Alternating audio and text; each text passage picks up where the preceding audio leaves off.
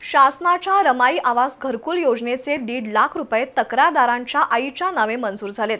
उर्वरित 50,000 रुपये जमा करण्यासाठी 13,000च्या लाचेची मागणी हातकणंगले पंचायत समितीतील ग्रामीण गृहनिर्माण अभियंता अविनाश सुतार यांनी तक्रारदाराकडे केली होती। त्यानंतर तडजोडी अंती 10,000 रुपयांची लाच स्वीकारताना अभियंता अविनाश सुतार याला लाचलुचपत प्रतिबंधक विभागाच्या पथकाने उचगाव पुलाजवळ रंगेहात पकडलं। न्यायालयाने त्याला 1 दिवसांची पोलीस कोठडी सुनावली। पंचायत समितीत गेले होते। त्यांनी रमाई आवास घरकुल योजनेचं काम पाहणारे ग्रामीण गृहनिर्माण अभियंता अविनाश सुतार यांची भेट घेतली। त्यावर 13,000 रुपये दिल्याशिवाय उरलेले हप्ते जमा होणार नाहीत असं सुतार यांनी स्पष्ट सांगितलं। याबाबत तक्रारदारानं कोल्हापुरातील लाचलुचपत प्रतिबंधक विभागाच्या उपअधीक्षक वैष्णवी पाटील यांच्याकडे तक्रार केली। पंचासमक्ष पडताळणी झाली।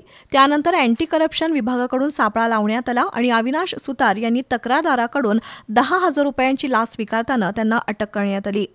तेव्हा त्यांनी उरलेले हप्ते जमा करायचे असतील तर 13,000ची लाच द्यावी लागेल।